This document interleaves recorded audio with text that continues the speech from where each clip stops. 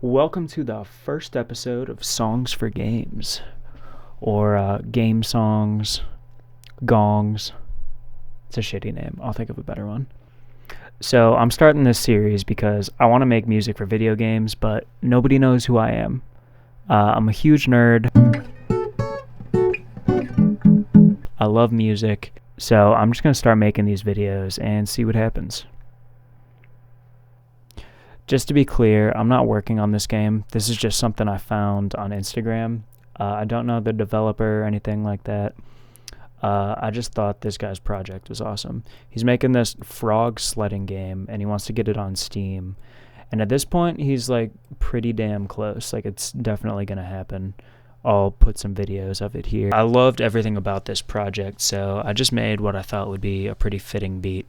Today on the TV, we have the men's 2025 slopestyle X Games competition. This was posted 9 days ago. I haven't seen the full thing.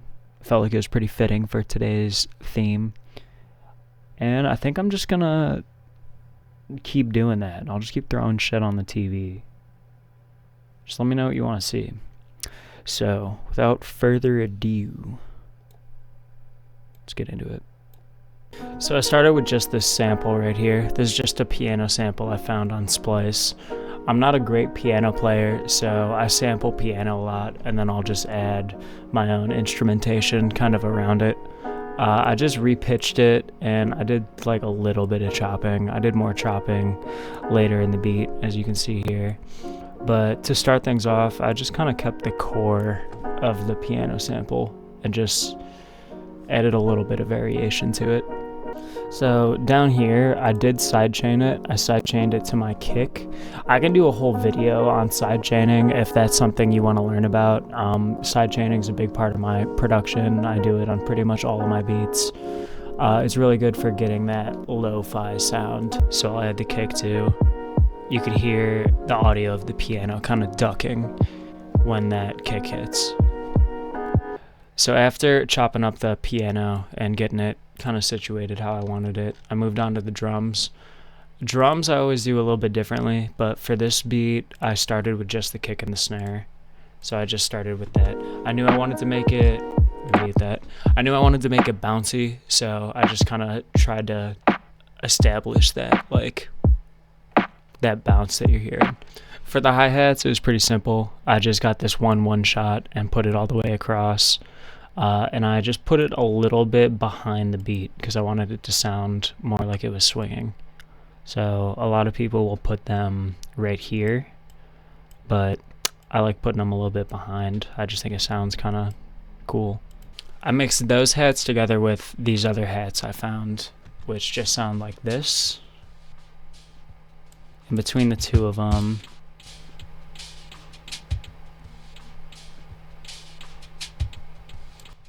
it's nothing crazy, it's just some background shit.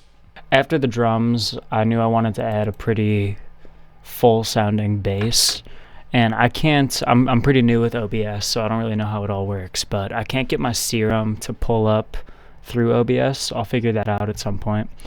But this bass is a bass that I created. I can make a video showing how I made it, but I use this bass for most of my lo-fi shit, a lot of my hip-hop shit too. It's got a really good full sound to it and can cover a lot of different styles. Once I have the capabilities of showing you my serum, I'll break down kind of how I made this bass sound, but this is what it sounds like just by itself. And then I also sidechain this to the kick, so it kind of swells in after the kick hits.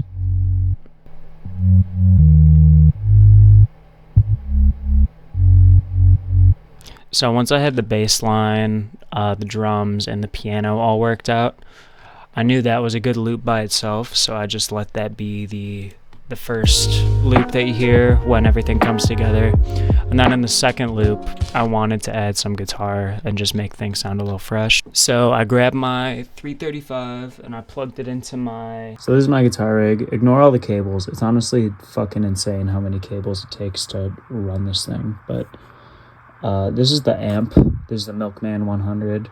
Everything just runs through all this. Got a tuner, wah pedal, auto wah. This is what I'm using on this song, which just makes my guitar kind of sound like wah, wah, wah, wah. Nothing else on here is being used, and I'm taking XLR direct out from here, which actually works like really well. The way I record guitar parts, especially leads, is I'll just set the whole beat to loop, and I'll just kind of jam around until I find something that I think sounds pretty cool. So that's what I did for this, and this is what I ended up getting. I knew I wanted something that sounded kind of frog-ish, and that Mutron pedal is the closest thing I have. And then I added a nice little run in the beginning too, right here. Wow, wow, wow. And then the last thing I added, this would also be part of the drums, but I added these last, would just be some cymbals, some crashes, some like minor things to just make it hit harder. There's this later section in the beat where I did a lot more chopping. I changed up the bass line. I chopped up the piano a good amount. The chop just sounds like this. Still running that side chain on the piano and the bass.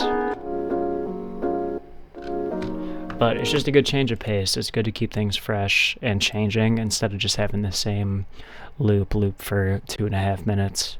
So I'll do that. If I think something is starting to sound stale, I'll just set up a loop and see how I can chop it up and make it sound different.